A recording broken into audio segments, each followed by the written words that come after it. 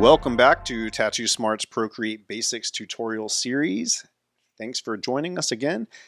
In the last video, we learned how to quickly do a value study of a clean line drawing in Procreate. And today we are going to learn the fastest way to color in a clean value study in Procreate. And this is not going to be like a typical digital artist kind of tutorial. This is going to be the fast way. This is quick and dirty. This is not a digital painting that you're going to want to make prints of and sell to a bunch of people. You could keep working on it and you could make it more like that. But this is really just about getting to a quick visualization of a tattoo so that you can go ahead and start tattooing. And everything that I do is based on that process. I don't make digital paintings that I hang on the wall or anything like that. I could, but mostly I'm just interested as a tattoo artist in getting the job done so that I can start tattooing. So today we are going to jump into this process. Don't forget, we're giving away a free color palette set and a free brush set that are the same exact tools I'm using in these tutorials. So check the link in the description and make sure you don't miss that. Let's dive in. So last time we started with this rose design here, and we've got it all shaded in values. And just to quickly catch you up, if this is your first video in the series, there is several other videos ahead of this one. I believe this is video 4. So go back and watch all the other videos and make sure that you don't miss how we got to this point. But assuming that you're caught up, what we have here is our background layer, which we have a skin tone applied to. We have our original sketch under there. We have our values in their own layer, and then we have our black shading in their own layer, and we have our outline in its own layer. The outline is set to reference, which is done by tapping on the layer and clicking the word reference. Turn it back on. I've also got the outline layer locked, which you can unlock just like that. And I'm going to go ahead and lock my black layer as well. This is just to keep there from being any accidents where I accidentally put some artwork on a layer I didn't intend to. Okay, so here we are. We've got our grayscale value study, our clean line drawing. We've got the lines layer, a black layer, the values layer, and the sketch layer, which is currently turned off. We've also got a colored background. And one thing that I didn't do yet was add some highlights on top of this gray layer. So I want to show you how we can take this value study just a little bit further right now. What we'll do is go ahead and hit the plus sign, and we'll rename this layer highlights. Okay, and moving back over to our gray set, let's choose a really light value gray, something like this one here. And we'll go over here to our soft airbrush and make the size a little bit smaller. And let's see if we can start. Okay, that's not what we want. We want it to only affect our actual drawing. So if we tap this, it brings up this menu here, and we want to select clipping mask. And there's a tiny little arrow pointing down to this layer. So what we have here is a new layer which is set to clipping mask, which means that anything we do in this layer is only going to affect the layer right below it. So if we were to, just to demonstrate that, let's say I choose a yellow here, start coloring on top of that. Now you can see it doesn't go outside of the lines. I haven't made any selections yet. It just knows it can only look at what is directly below it. So that's a clipping mask, super useful. I want to select a really light gray here and add some highlights here. So what I can do is, let's try this. Maybe you want to do a little, so it almost looks like this is the exact same value as the background layer that we have below. So it's kind of hard to see what I'm doing. Let me change the background color to white. Now I think you'll see it. Yeah, so this is just a little darker than white. Got it? So let's go through here and add some highlights. Just to make this a little cleaner and easier, I'll go ahead and select the area, and then we can add that edge light.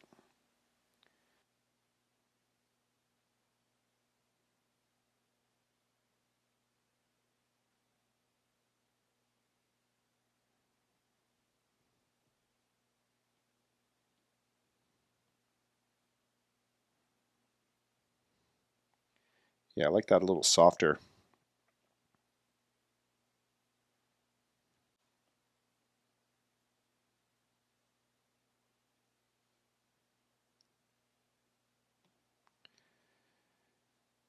Maybe a little bit of highlight on these.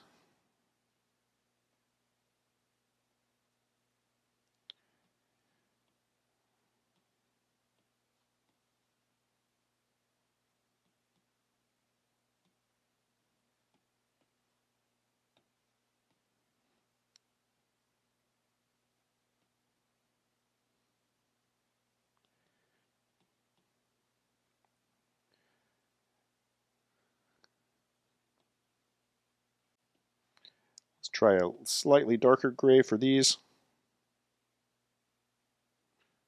Yeah, that works pretty good. We'll just run through and do all those real quick.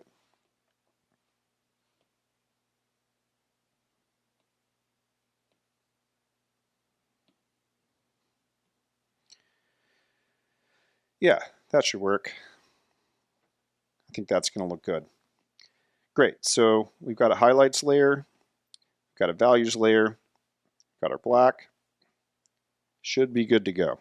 If we're happy with these highlights, here's a gesture you can use. If you just want to group these two layers together permanently, you just pinch them together, just like that.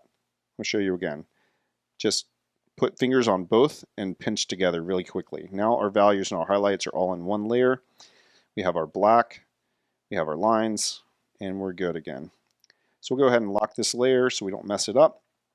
And this is when you can start to add some color, okay? So in order to add color really quickly, we just add a new layer, make sure it's on top of our values layer, and we want to set this layer by tapping the N. We want to set this to overlay. This is going to keep you from having to worry about exactly what shade of red you want to use because the values you've already applied in grayscale are going to show through as an overlay. I'll show you what I mean. So let's just rename this layer to something like red color. These are my Eternal Ink palettes that I'm giving you with the link in the description. If you tap on Cards View, you can actually read the names of the colors are actually here. So let's do something red. We'll go with something like light red. I think that's the one we want to use today. So once you select light red, you can just drag it over and you can instantly see what's happening here. In an overlay layer, the red is applying differently depending on the values that are below it.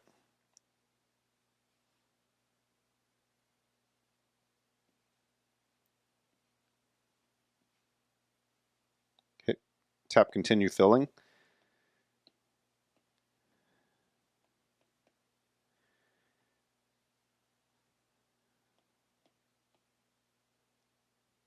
We'll save those for a different color. Great, so let's make a new layer. We'll call this layer green. Green color. Going back to our palette, let's choose something that we like that's green.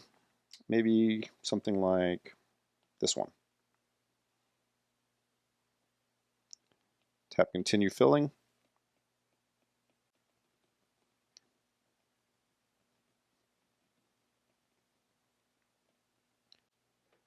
And if we want, we can choose a different green for the other leaves.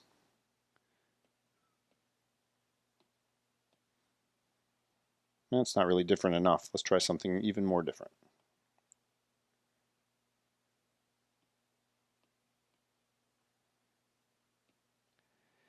Now, I'm not seeing that overlay happen, which reminds me I need to change this layer blending mode from normal to overlay. See the difference there?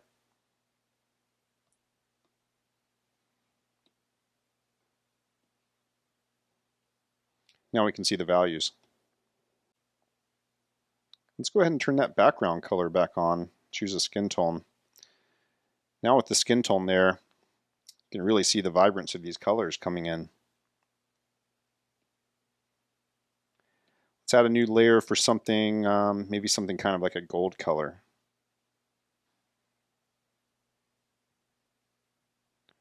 Name the layer gold color.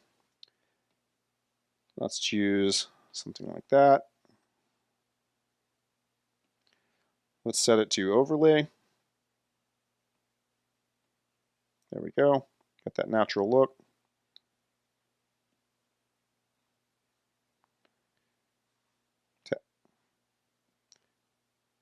Tap continue filling.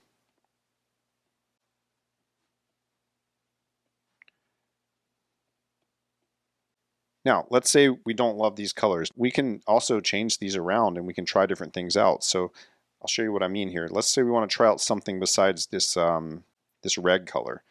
So in order to be safe, we can just duplicate the layer. We have 2 copies. We turn off the visibility on one by hitting that check mark. And then come over here to this magic wand looking tool. Tap on that and choose the very top one. It's called Hue Saturation and Brightness. And we're just affecting that red color here as we move this hue slider, but we can see a range of different colors appear right before our eyes. So we can keep trying this out until we like something a little better. Like maybe we want to go with something a little bit more like, maybe a little bit more on the magenta side there. And if we want to increase the saturation and make it more intense, we can do that. If we want to make it more gray and dull, we can do that. But I like it right there in the middle. And if we want to make it a brighter color or a darker color, you just move that one around. So let's say we like something like that. Oh, I don't know. Let's try and move these greens around a little bit. See if we can find something better for that.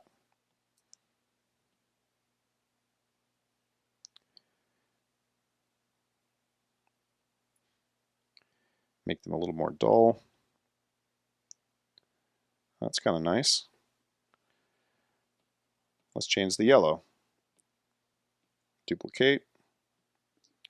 Hue Saturation Brightness. Oh, that's kind of nice. Oh, I like it more pink. Yeah, so maybe that works.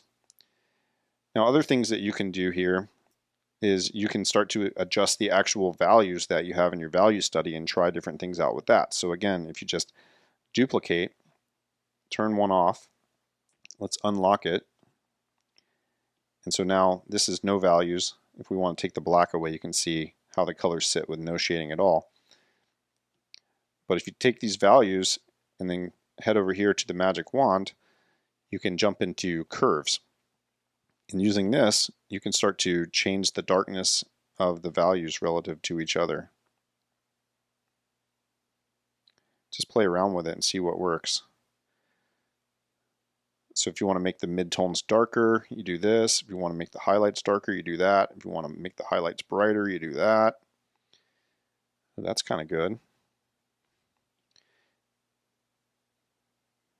That gets really weird. So yeah, maybe we like something like that. And now we have our finished colored in design, ready to tattoo it, ready to show it to our client, ready to make more adjustments if we feel like we need to. And this is obviously very fast, right? Like the use of these methods allow you to color things in really, really quickly. You put all of your effort into the value study, making sure that you have good positive and negative relationships in your design, making sure that you know where the blacks go, making sure you know where the skin highlights go. And then you just throw the colors in using this method, using overlay layers. It is the fastest way that I know to get to a complete value and color study and get ready to start tattooing right away. Make sure you guys don't miss the free giveaways, link in the description. Stick around for the next video where we're going to cover all the ways that you can make Procreate work even faster for your tattoo workflow. I'll see you in the next video. I'm Russ Abbott.